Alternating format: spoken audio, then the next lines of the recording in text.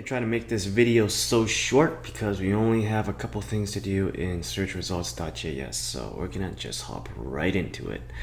So the first thing I want you to do is see this API in Redux Form. We don't really need it in SearchResults.js, so we're gonna get rid of that.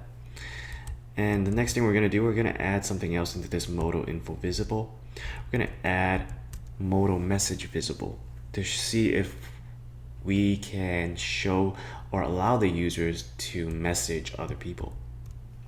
And to show that modal, we actually need to add two more functions, open message modal and close message modal.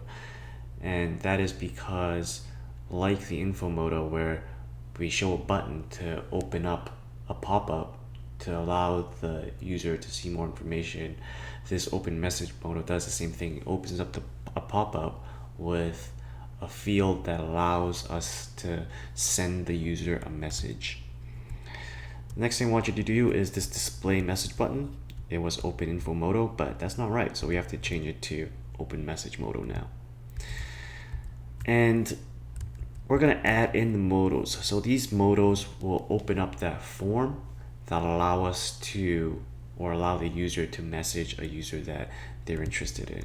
And just like in the else if, since these are kind of similar code, we want to add that in the else as well.